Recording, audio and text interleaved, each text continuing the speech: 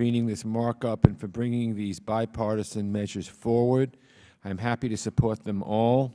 I'm grateful to all of our members on both sides of the aisle for their hard work.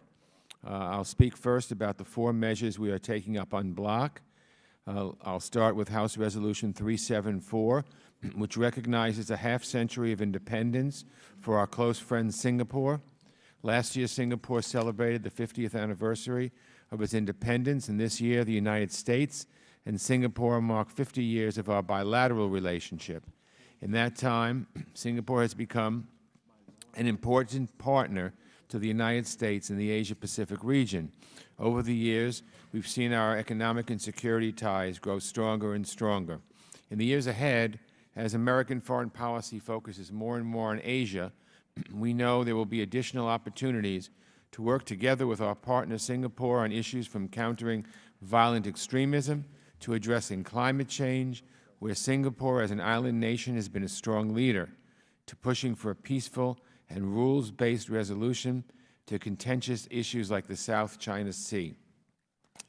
This resolution underscores the important friendship between our countries, and I'm happy to support it. We're also considering House Resolution 650, calling for the safety and security of the Iranian dissidents living in Camp Liberty in Iraq.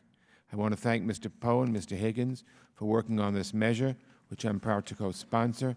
I want to welcome our friends wearing their yellow jackets to this committee today, and believe me, we are very concerned about Camp Liberty, and we're making everyone know that we're keeping a watchful eye to make sure that those people are protected.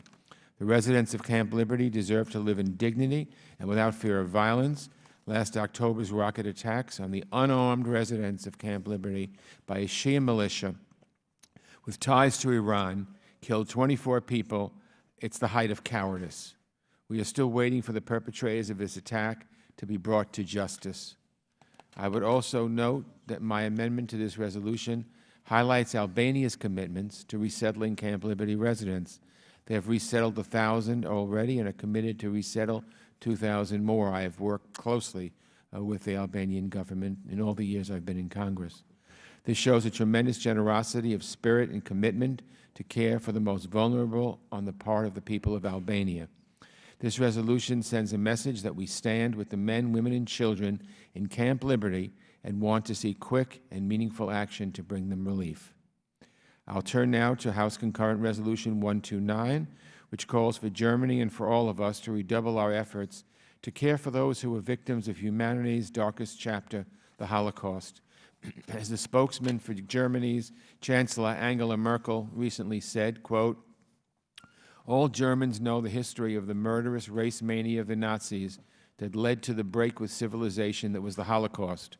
We know that responsibility for this crime against humanity is German and very much our own," unquote. Part of that responsibility, of course, is to generously assist those survivors who endured this evil firsthand. In the spirit of goodwill and friendship, this measure calls on Germany's leaders to do whatever it takes to properly care for this generation, which is getting older and dying, and I'm glad to support it. Lastly, I'm glad to support Senate Bill 1252, the Senate's version of the Global Food Security Act, and I was pleased that the House passed our version a few weeks ago. It's simply unconscionable that nearly 800 million people around the world would live without knowing how they'll get their next meal. Half of all the deaths of children under 5 years old are tied to malnutrition.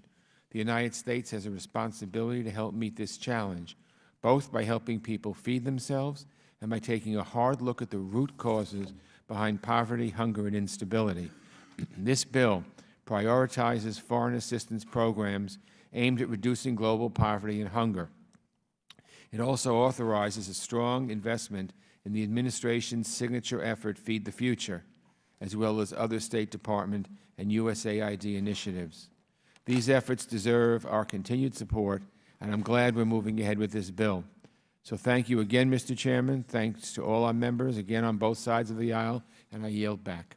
Thank you, Mr. Engel. Our Chairman Emeritus, Eliana.